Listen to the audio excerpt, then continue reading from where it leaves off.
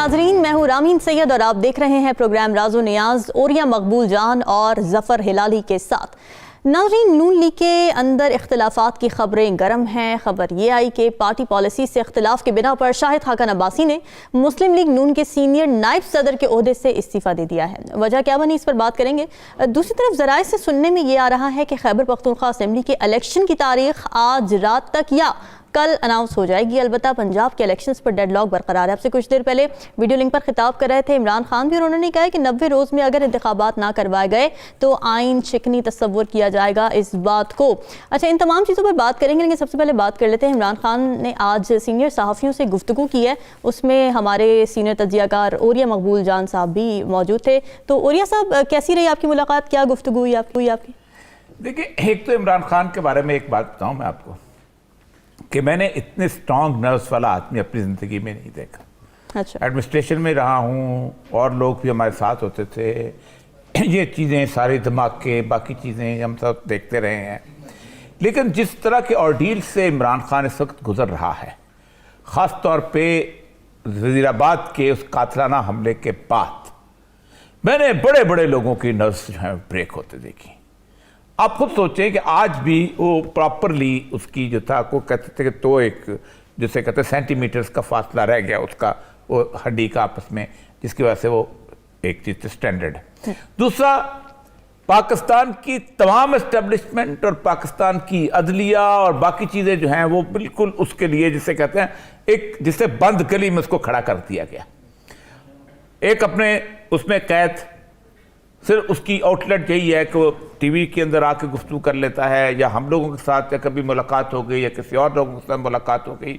बाहर उसके दीवाने फरजाने इस तरह बैठे हुए थे जिसका आप तसव्वुर नहीं कर सकते कि जो कट मरने के लिए तैयार, वहाँ माजूर लोग भी बैठे हुए थे। लेकिन मसला सारा यह है कि अपनी स्पिरिट्स के अंदर ये, मतलब आप खुद सोचें कि एक छोटा सा उसने बयान दिया था आसद जरदारी ने कि होशियार होशियार होशियार, तुम 3 साल के लिए आते हो, हम ये कर देंगे, और जब जरा सा पेच मरोड़ा गया तो छोड़ के भाग गए।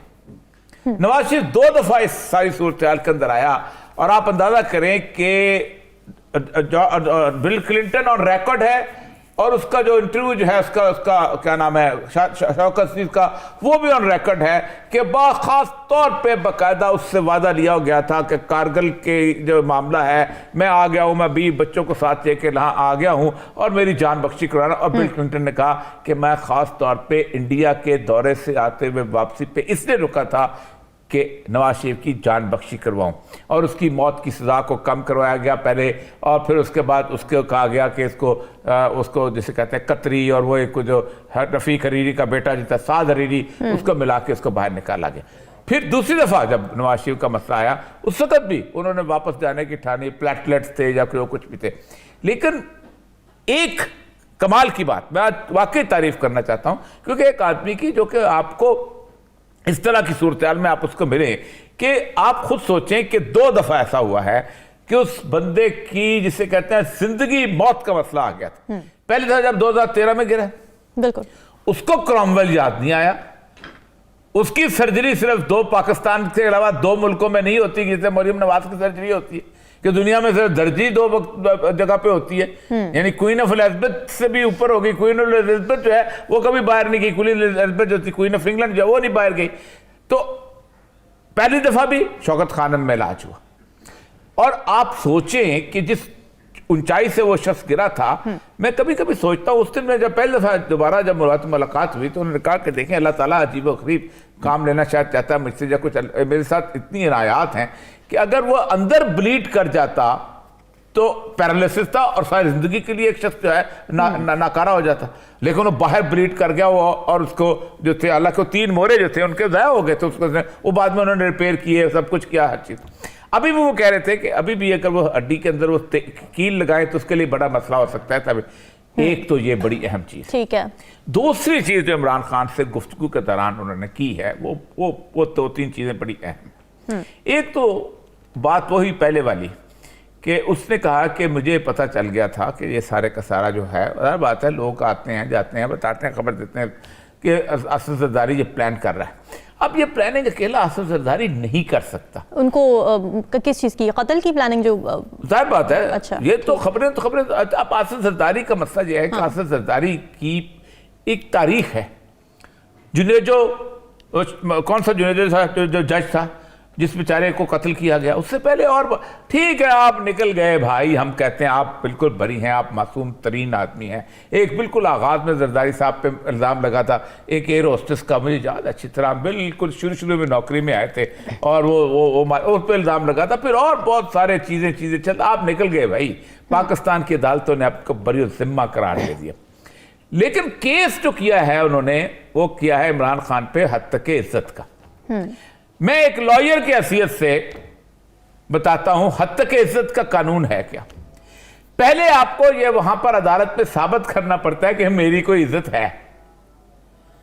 اس کے اوپر میں مشہور بتاتا ہوں آپ کو نور جہاں کا اور نظر محمد کا کیس. اچھا. نور جہاں نے نظر محمد کرکٹ کے بارے میں خبریں چھپی تھیں کہ نور جہاں جو ہے ایک بہت بڑی سنگر جو ہے وہ پکڑی گئی ہے نظر محمد کرکٹ کے ساتھ. اچھا. تو وہ انہوں نے جا کے ایک بہت بڑے وکیل، ابھی بھی زندہ ہے وہ وکیل، ان سے کہا کہ میرا کیس کرے، لڑے. آپ بزرگ ہو گئے اب. انہوں نے کہا پہلے تو آپ یہ بات ہے کہ آپ کو یہاں بتانا پڑے گا کہ یہ واقعی آپ کی تھی. ظاہر جب آپ کیس کریں گے تو کہیں گے آپ ہیں. اچھا. اور کہتے نہیں لوگ سمجھ رہے ہیں کہ میں ہوں اور میری ایک عزت ہے. تو اس نے کہا دوسرا یہ ہے کہ آپ کو یہ ثابت کرنا پڑے گا کہ آپ کی کوئی عزت ہے.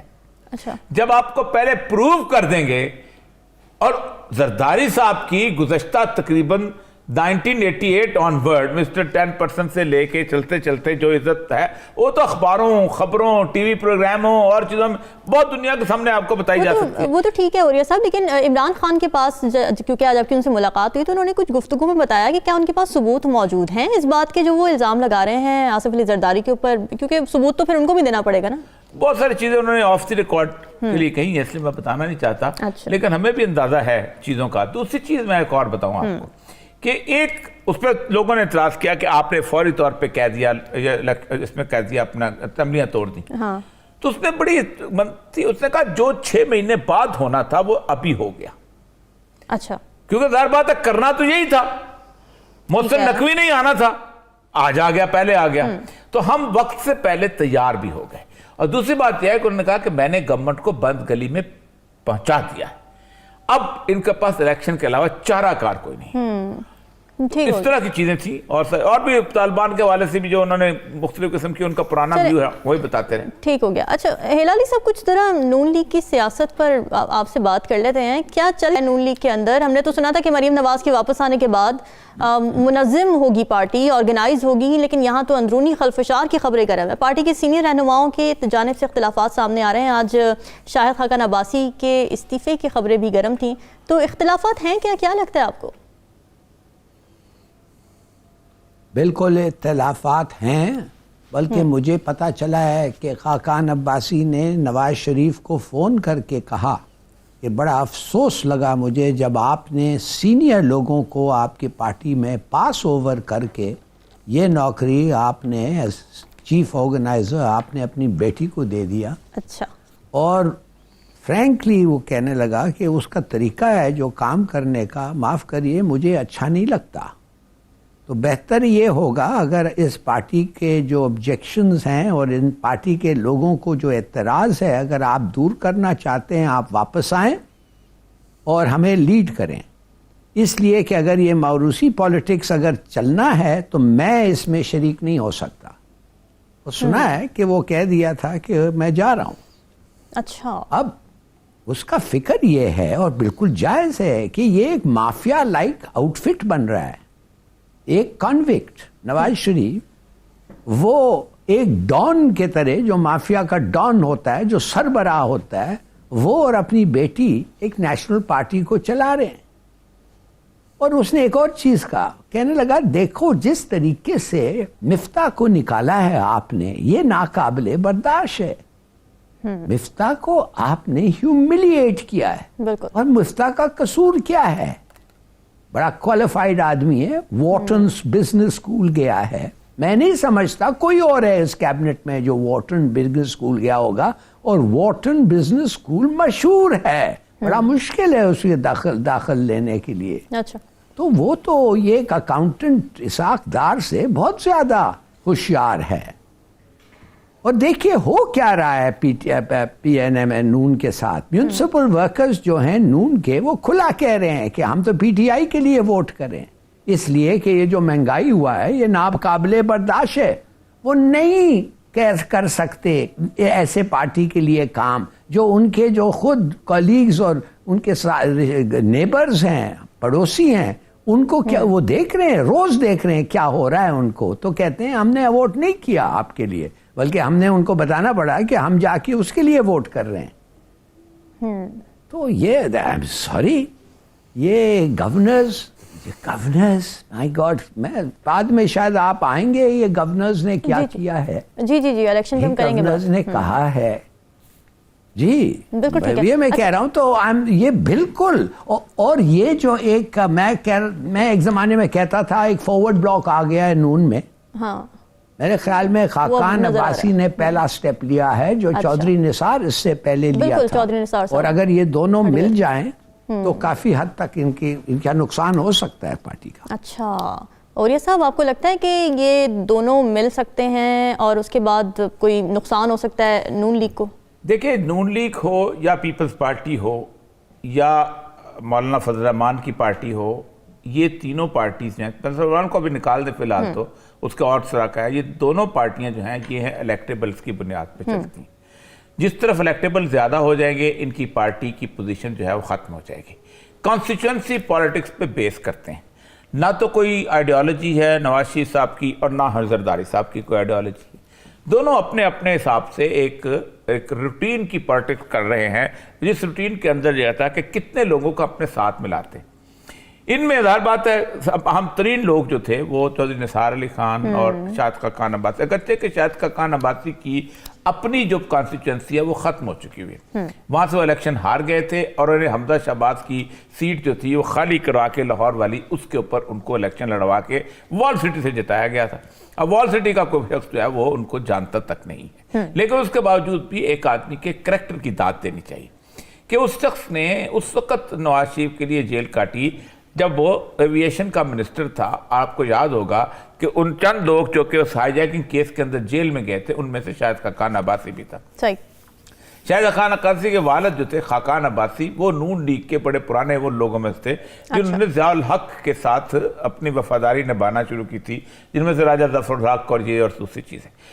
अब सूरत हाल ये है कि नवाज शरीफ साहब के साथ उन्होंने अपनी अहद वफा निभाने की कोशिश की, लेकिन नवाज शरीफ ने तो कभी जिंदगी में किसी शख्स के साथ अहद वफा निभाया ही नहीं। नवाज शरीफ साहब जो थे ये जुनेजो जोशी गवर्नमेंट के साथ थे और जुनेजो गवर्नमेंट का खुद उन्होंने धड़न तख्ता किया था। इनका अपना वजीर आजम था, इनका पार्टी का हेड था। जिस वक्त उसकी गवर्नमेंट जो थी वो ज़ियाउल हक ने ख़त्म की तो उस वक्त चाहिए तो ये था कि नवाज शरीफ साहब भी बाहर आ जाते, लेकिन मुझे याद है अच्छी तरह कि बलूचिस्तान में तो जाम साहब होते थे, जाम साहब तो नहीं आए, उसी तरह और लोग भी नहीं आए, सिंध वाला भी नहीं आया, लेकिन पंजाब में नवाज शरीफ साहब ने अपने ही वजीर आजम की पार्टी को डिसमिस करने के बावजूद केयर टेकर वजीर आजम जो है पंजाब का ओहदा रखा और फिर वो जीत के सामने आए और उसके बाद वो पंजाब के चीफ मिनिस्टर भी बने। सही। इस दौरान उन्होंने एक बहुत बड़े कन्वेंशन के अंदर बाकायदा एक साजिश करके उसको पार्टी के हेड से हटाया गया। और आपको याद होगा कि 92 में बाकायदा इनके साथ जो लोगों ने एग्री कर लिया था कि हम गुलाम मुस्तफा जतोई को हम सरबराह बनाएंगे, लेकिन इन्होंने एक और पूरा मनूवर किया। और मुझे याद है अच्छी तरह कि जतोई साहब ने कहा कि मैं वहाँ से ट्रेन से आ रहा था तो जब मुल्तान पहुँचा तो मुल्तान के जो रेलवे स्टेशन था उसमें नारे लग रहे थे कि वजीर आज़म नवाज शरीफ, तो मैंने टिकट कटवाया और वापस चला गया। अच्छा। जावेद हाशमी के साथ जो उन्होंने किया, और जावेद हाशमी जिस तरह बुरी हालात के अंदर है, आप खुद सोचें कि जितनी मार जावेद हाशमी ने खाई है और जिस तरह की जेल उसने काटी है, बिल्कुल शुरू में जब उन्होंने उसने वो ख़त तकसीम किया था अफवाज पाकिस्तान की तरफ से, जो कहते कि लोगों ने दिया हुआ है, वो तो तकसीम किया था पार्लियामेंट्री लॉ जिसमें उनको उठा के ले गए थे। अच्छा। तो जावेद हाशमी को बाकायदा वहाँ रखा, उनकी उसकी बेचारे की कमर तक जो है वो नीली हो गई कि उसको बर्फ़ की सिल पे सुलाया जाता था। लेकिन जावेद हाशमी की सूरत हाल ये है कि जब इनको असेंबली बनी तो इन्होंने कहा हाँ जावेद हाशमी के पीछे लोग लग रहे हैं, ये बागी बनता जा रहा है, ये मशहूर हो रहा है, تو نواز شریف تو اس کے بعد فوراً انہوں نے وہاں نثار علی خان کو ہیڈ لگا دیا اور نثار علی خان اپوزیشن لیڈر بن گیا اور وہی لیڈر بنا. اس کے اوپر آپ دیکھیں ان کو سٹروک ہو گیا. کبھی آپ جواد ہاشمی کو دیکھیں بیچارہ, پھر جہاں پی ٹی آئی وہاں گیا, پی ٹی آئی میں گیا, پی ٹی آئی کے اندر اس نے باقاعدہ ان لوگوں کا ساتھ دینے کی کوشش کی اور عمران خان کو اس وقت ڈچ کیا کہ جس وقت اس کو بہت اس کی ضرورت تھی, لیکن وہ اس طرف چلایا. اس کے باوجود بھی آج اس کا کوئی نام نہیں لیتا. یہی حالت جو تھی نثار علی خان کے ساتھ کی گئی کہ نثار علی خان کیونکہ ابھر رہا تھا اس کو وہاں سے ختم. آپ سوچیں کہ جس طرح کے حالات جو ہیں وہ انہوں نے اپنے پیدا کیے, ویسے ہی حالات نواز شریف کے اور شہباز شریف کے فیملی کے آپس میں اندر ہو چکے ہیں. اچھا چھوڑ دیں باقی لوگوں کو. جیل کس نے کاٹی؟ حمزہ شہباز نے کاٹی. لاہور کے اندر کون تھا جو ایم پی ایس کو ساتھ دے کے چلتا تھا؟ حمزہ شہباز چلتا تھا. کس کی پرفارمنس کی بنیاد کے اوپر نون لیگ آگے بڑھتی تھی؟ شہباز شریف. یعنی آپ دونوں طرف چیف منسٹرشپ اگر شہباز شریف کی نکال دیے اور جو اس نے یہاں کام لاہور میں کیا اور جس طرح وہ کرتا تھا, جیل روڈ سے شروع ہو جائیں اور شہباز سپیڈ اور سارا کچھ ایک اس کی ایک بن گئی تھی, اس کو نکال دیں تو آپ کے پلے میں رہ کیا جاتا ہے؟ ایک لاہور سے اسلام آباد تک کی موٹر وے, اس موٹر وے میں تھا ایسا بے نظیر کے زمانے میں مکمل ہوا تھا. تو اس کے ساتھ بھی آپ نے یہ کیا کہ مریم نواز کو لے کے آ گئے. آج شاہد خان عباسی نے جو کہا ہے اور اس کے اندر اس نے ایک اور بڑی اہم بات کی ہے جی, اور وہ شاید آپ اگلے موضوع میں کہیں. اس نے کہا دیکھو اگر آپ نے اس ملک کو بچانا ہے اور اگر آپ نے اس ملک کو چلانا ہے تو آپ کو الیکشن کے علاوہ کوئی چارہ نہیں. کوئی شخص جو الیکشن کے علاوہ سوچ رہا ہے وہ اس ملک کی تباہی کا سوچ رہا ہے. آپ سوچیں کہ اگلے اس میں بات کرتے ہیں کہ ایران کی پوری پارلیمنٹ جو تھی وہ بم سے اڑا دی گئی تھی. 269 کے لوگ تھے جو اس میں, آپ تہران چلے جائیں ہر سڑک جو اس کے اوپر یہ شہید دستگردی یا شہید فلانا اس کے نام پہ روڈ بنی ہوئی, کوئی اور روڈ ایسی نہیں جو شہید کے نام کے بغیر ہو, لیکن انہوں نے الیکشن کروا دیے تھے. بے نظیر جب اس کا واقعہ ہوا ہے 27 کو, الیکشن نزدیک تھے, انہوں نے 15-20 دن 30 دن ڈیلے کیا تھا, لیکن اس وقت بھی مشرف کو مشورہ دینے والے موجود تھے کہ اور یہ سب ہم اس پہ کرتے ہیں بات کہ امن و امان کی صورتحال کو بہانہ بنا کے الیکشن ڈیلے ہونے کی جو باتیں ہو رہی ہیں. اچھا ہلالی صاحب, اس سے پہلے مریم نواز جو ہے آج ایک تقریر کر کے گئی ہیں اور اس میں انہوں نے کہا ہے کہ جی میرے عہدے پر باتیں ہو رہی ہیں, میں عہدوں کی محتاج نہیں ہوں, عوام کی محبت موروثیت نہیں ہے, جمہوریت ہے. تو آپ کو لگتا ہے کہ ان کو عہدہ ملنے کی وجہ ان کی پاپولیرٹی ہی ہے, جیسے کہ وہ خود بھی دعویٰ کر رہی ہیں کہ عمران خان کے مقابلے میں ایک پاپولر لیڈر مریم نواز کو لے کر آیا جائے, یا پھر ان کی کارکردگی ہے یا پھر موروثیت ہی ہے؟ کیا بات کر رہے ہیں آپ؟ آپ نے دیکھا نہیں ہے ان لوگ کیسے فنکشن کرتے ہیں؟ شہباز شریف جو اس بات پہ شاید تھوڑا سا کم یہ کرتا ہے, توجہ دیتا ہے, وہ خود ہر بیٹا اس کا کھڑا ہوا ہے لائن میں.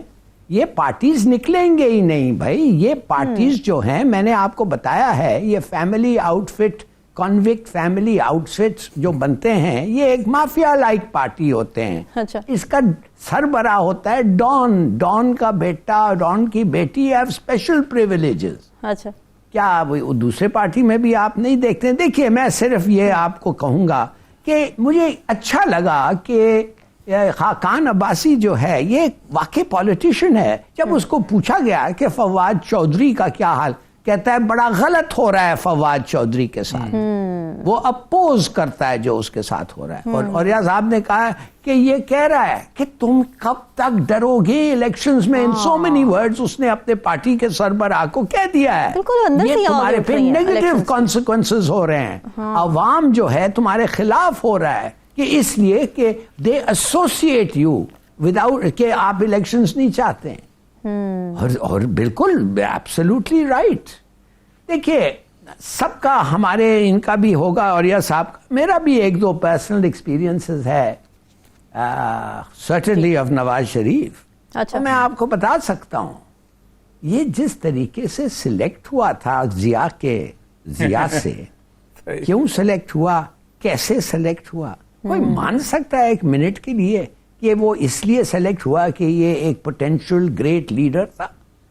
یہ تو کمپلیٹلی رانگ ریزنز کے لیے سلیکٹ ہوا ہے. اور اب تو واضح ہو گیا ہے اس کے 20-30 سال میں, no administrative, nothing to do with management, وہی فیملی. یہ ایک آدمی کا اس کی ایکڈیمک ریکارڈ دیکھ لیں. واٹ از اٹ, اس پہ واٹ از آؤٹ اسٹینڈنگ کہ پاکستان کی قوم اس کو 3 یا 4 دفعے پرائم منسٹر بنایا. What's out standing? ایک چیز آؤٹ اسٹینڈنگ ہے کہ سب الیکشن رگڈ ہوئے ہیں. یہ آؤٹ اسٹینڈنگ. چھوڑیں جی, کیا باتیں کر رہے ہیں ہمارے لیڈرز میں. اس حالت میں آپ سمجھتے ہیں ایک منٹ کے لیے ایک ملک ہو سکتا ہے without failure, without incompetence, without wrong leadership, without wrong selections? ایسا ہم پہنچ سکتے ہیں؟ Absolutely not. بالکل ٹھیک ہے. اس وقت صورتحال یہ کہ نون لیگ کی کارکردگی تو سوالات اٹھ ہی رہے ہیں, ساتھ ساتھ نیپوٹزم پر بھی سوالات اٹھ رہے ہیں, اور یہ سوالات اب پارٹی کے اندر سے ہی اٹھ رہے ہیں. ناظرین, ڈسکشن کا سلسلہ جاری ہے, وقت ہوا ایک بریک کا.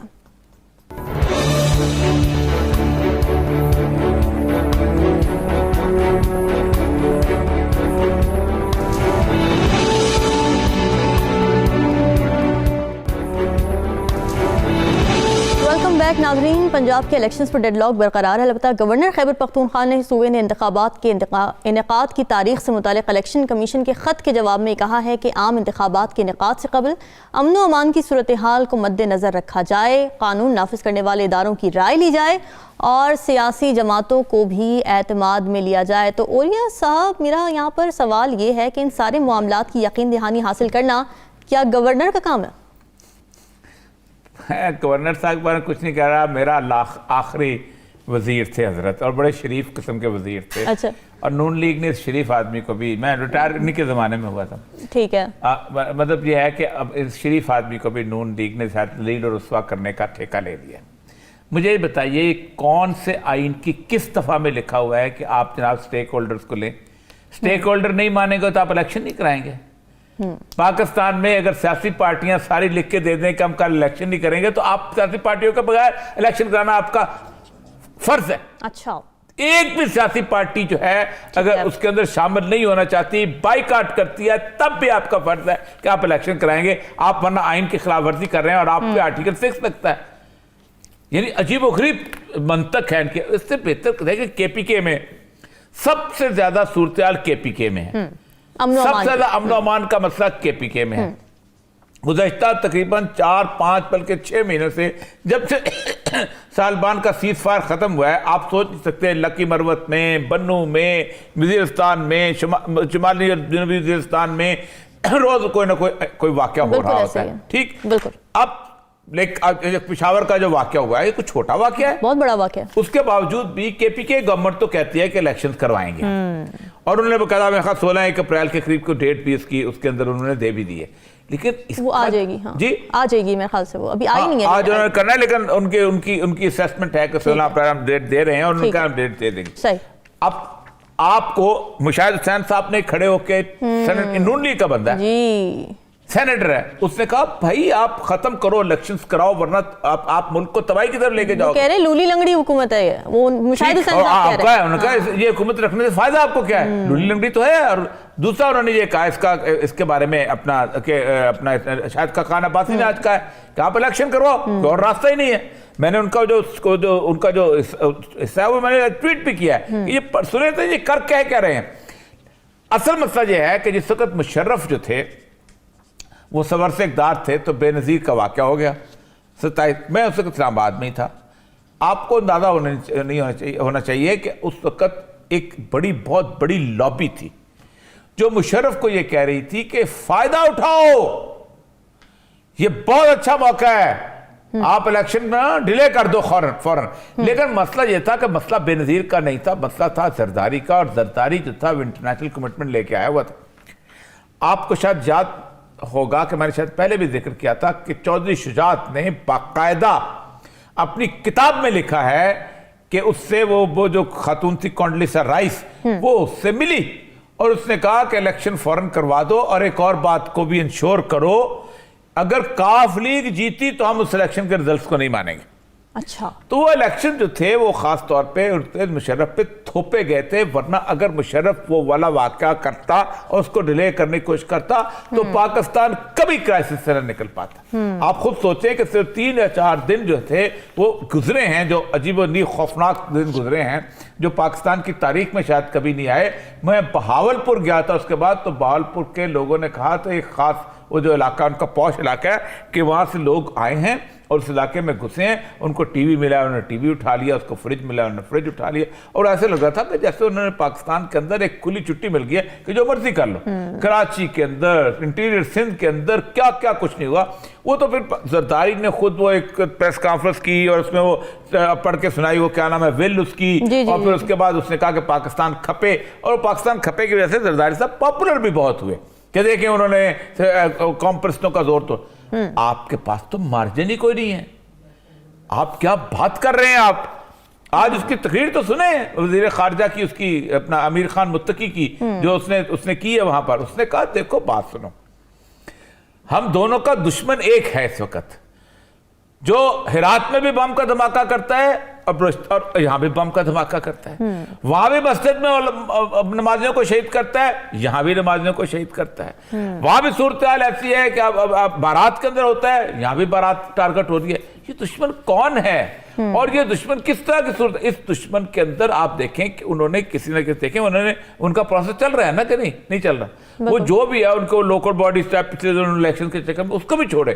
ایران کی میں مثال دیتا ہوں، ایران کے اندر انہوں نے اس ساری خوفناک صورتحال کے اندر تب بھی انہوں نے الیکشن کروا دی۔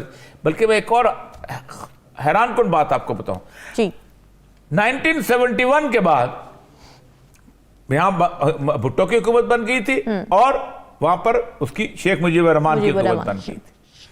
بھٹو کو ساری سیاسی پارٹیاں کہتی تھی تم الیکشن کرواؤ کیونکہ اب پاکستان نیا بن گیا ہے، لیکن بھٹو الیکشن سے خوف زدہ تھا، اس نے الیکشن نہیں کروائے۔ اس نے کہا تھا نہیں یہی کانسٹیٹیوئنٹ اسمبلی ہے، یہی سب کچھ ہے۔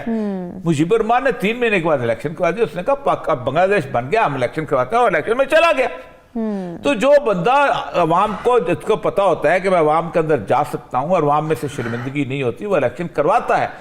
پی ڈی ایم کی کوئی ایک جماعت اس وقت اس قابل نہیں ہے، اس قابل نہیں ہے، میں بار بار کہہ رہا ہوں کہ وہ الیکشن کے اندر عوام کا سامنا کر سکے، یہ کمپین چلانے کے قابل نہیں، تبھی تو یہ بھاگ رہے ہیں۔ اور یہ ہم پہلی دفعہ ہی دیکھ رہے ہیں اس طرح سے کہ سیاسی جماعتیں جو کہ سب سے زیادہ ایکٹیولی پرسو کر رہی ہوتی ہیں الیکشنز کو، اس وقت ہم دیکھ رہے ہیں سیاسی جماعتیں ہی بیک فٹ پر ہیں، وہ کہہ رہی ہیں جو الیکشنز تو ہوں گے میں ابھی ٹائم لگے گا۔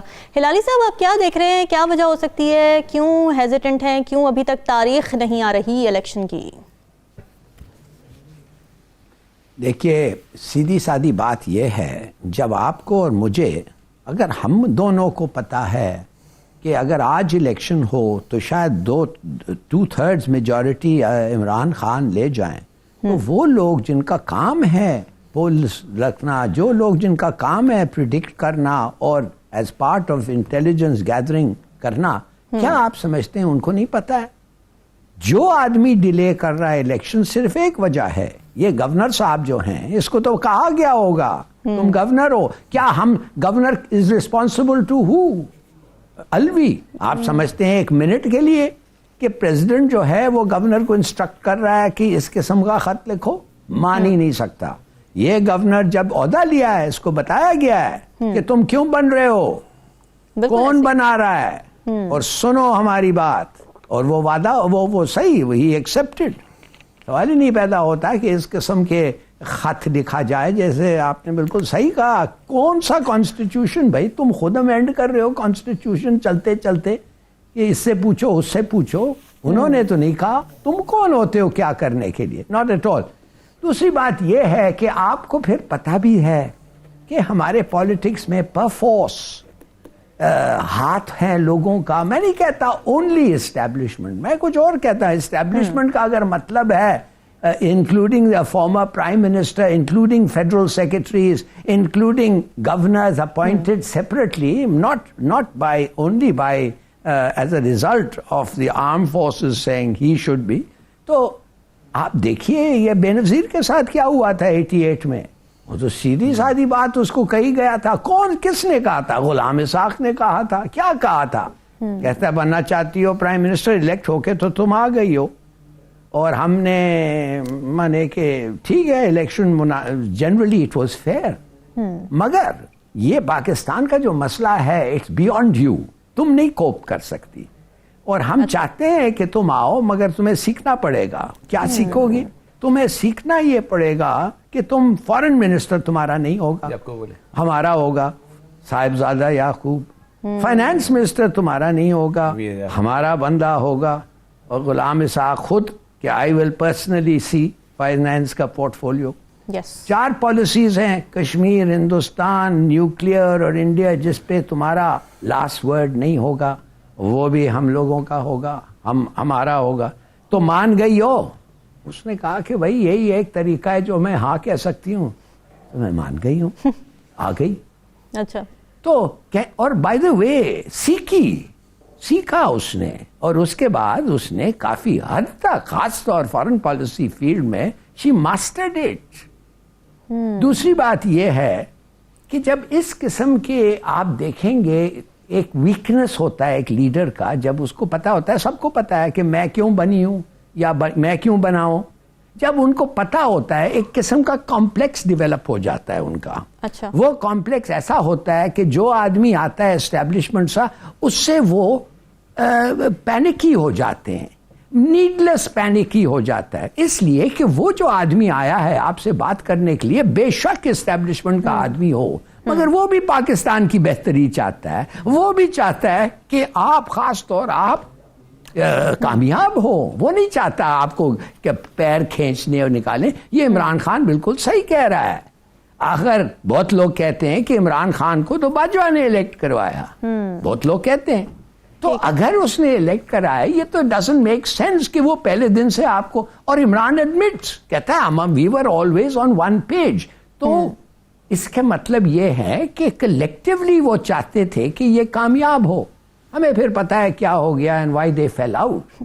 مگر unfortunately ایز جو ایک آدمی جیسے ہمارے طرح سول سرونٹس ہوتے ہیں, جب ہم یہ دیکھتے ہیں بڑی افسوس کی بات لیتی ہے. میں آپ کو ایک چھوٹا سا واقعہ بتاؤں. جی.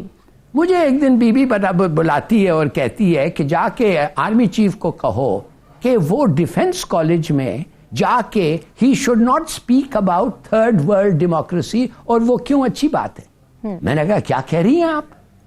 تو آپ کا تو پورا مقصد ہی یہ ہے کہ ڈیموکریسی تھرڈ ورلڈ میں چل سکتا ہے. وہ کہہ رہا ہے, آرمی چیف کہہ رہا ہے, تو آپ تو بڑی یو شوڈ بی پلیزڈ. کہتی ہے نہیں, اس کا کام ہے نیشن کو گارڈ کرنا, فرنٹیئرز کو گارڈ کرنا, ایسی بات نہیں کرنا. میں نے کہا کہ میں گیا ہوں national defence college, I've been a member, I've even been on the directing staff. میں آپ کو بتا رہا ہوں یہ بہت بڑا اوکیزن ہے. فارن ڈپلومیٹس بھی آئیں گے, فارن اٹیشیز بھی آئیں گے. He cannot just go and cancel or change the subject. کہتی ہے تو لگتا ہے ایسا ہے کہ تم ظفر تم یہ اسائنمنٹ نہیں کیری آؤٹ کر سکتے ہو. میں نے کہا میں نے نہیں کیا کہ نہیں, میں نے کہا کہ I don't think it should be there. تو کہتی ہے نہیں اس کو بلاؤ. تو پھر وہ ایک اور سیکرٹری کو بلائی ڈیفنس کا, انہوں نے پھر اس کو کچھ کہا. خیر وہ الگ بات ہے کیا ہوا اس کے ساتھ, اس لیے جس آدمی کے ساتھ ہماری بات چیت ہونی تھی, جنرل کرامت, انہوں نے مجھے بتایا کہ اس نے اس بیچارے کے ساتھ اس کی کیا حالت ہوئی, 2 گھنٹے تک تو ان کو ٹھہرایا ملا ہی نہیں. کہنے کی بات صرف یہ ہے کہ they get panicky. اب بی بی fearless woman in the last stages of her life بڑی زبردست, اچھی, میچور, اچھے فیصلے لیتی تھی, مگر اس طریقے سے شروعات اس کا اس طریقے سے ہوا تھا.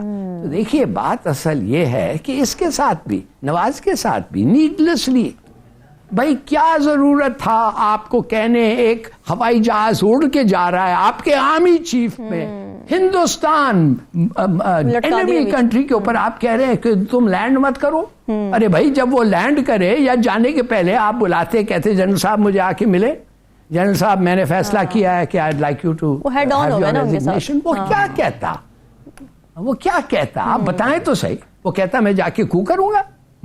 اور اگر بھی وہ کہتا, وہ کہتے اگر طاقت سے آپ آنا چاہتے ہیں تو مورل رائٹ آپ کا نہیں ہے, اس طریقے سے چلانا چاہتے ہیں آ جائیں. You see the problem is کہ یہ لوگ انسیٹل ہو جاتے ہیں ہمارے پولیٹیشنز, جس طریقے سے ان کے ساتھ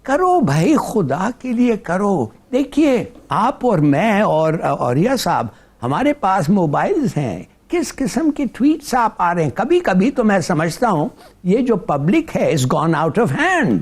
مانے ان لوگوں کا جو امپیکٹ ہو رہا ہے کوئی فیصلوں پہ, یہ میں کہوں گا it's very bad for the state. یہ بہت بری بات ہے. ان کو سمجھ نہیں آ رہی ہے کہ کیا ہو رہا ہے, اور ایک ایکسٹریم ویو پہ چلے جاتے ہیں.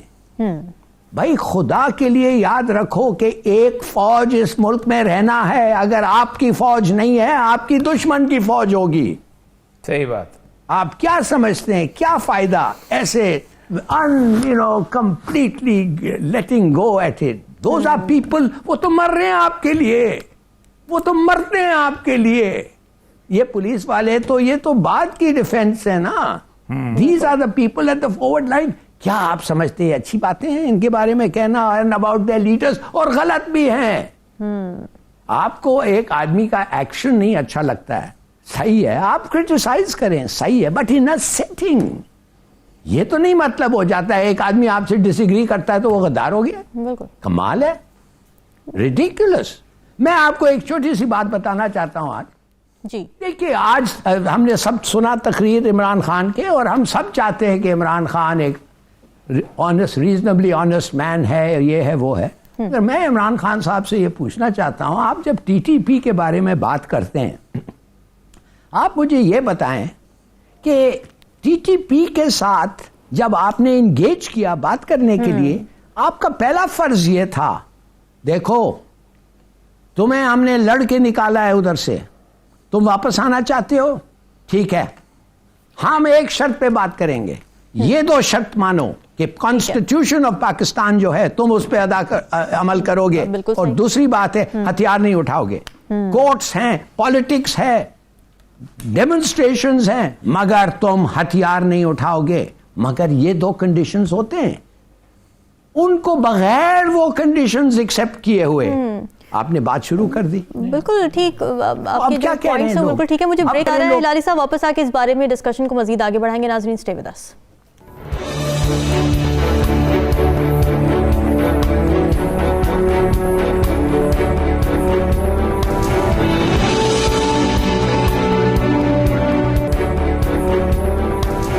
ویلکم بیک ناظرین. آج عدالت کی جانب سے ایک مشروط جو ضمانت تھی وہ دے دی گئی ہے فواد چودھری کو, اور اس وقت اطلاعات یہ آ رہی ہیں کہ انہیں اڈیالہ جیل سے رہا بھی کر دیا گیا ہے.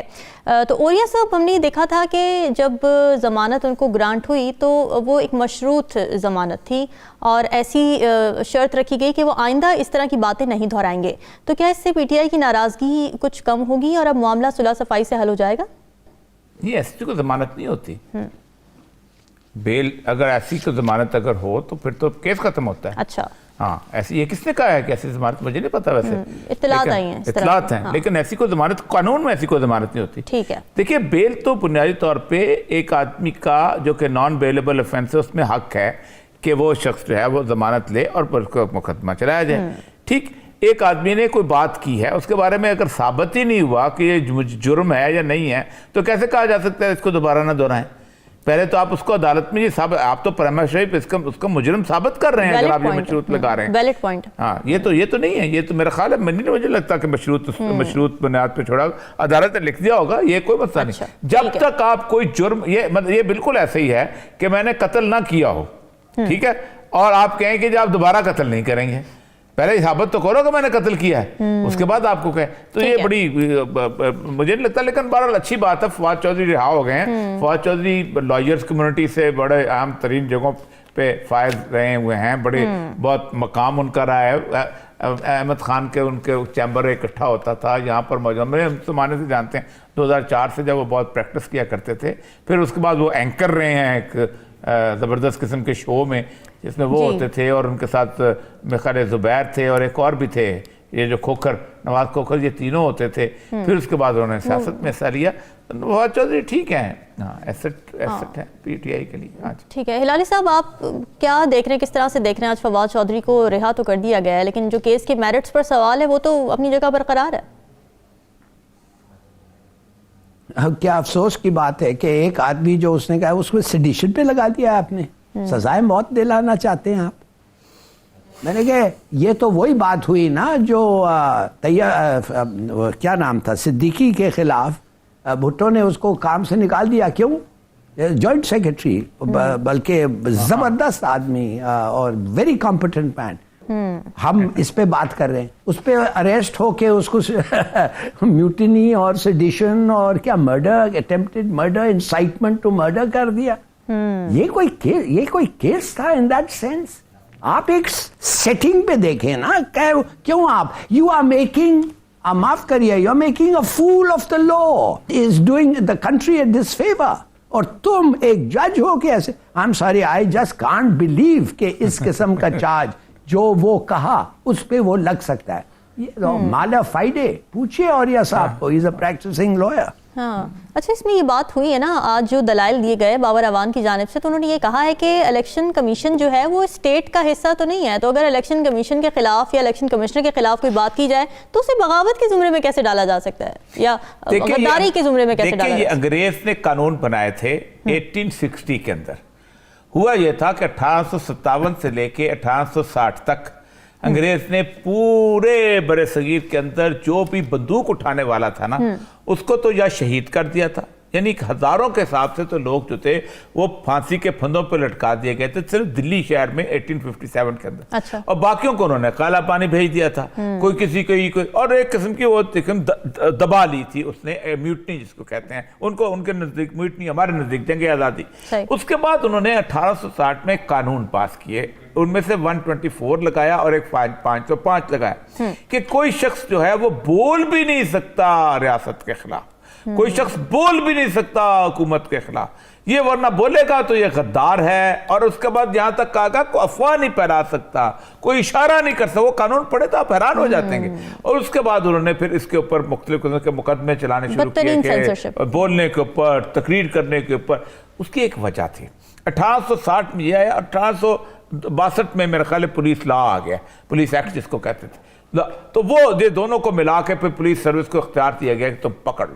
یہ اس لیے تھی کہ وہ کہتے تھے کہ جو 5-7 لاکھ فوج اور سول بیوروکریسی ہے نا, یہ ہیں اصل محب وطن, اور 30 کروڑ انڈین غدار ہیں.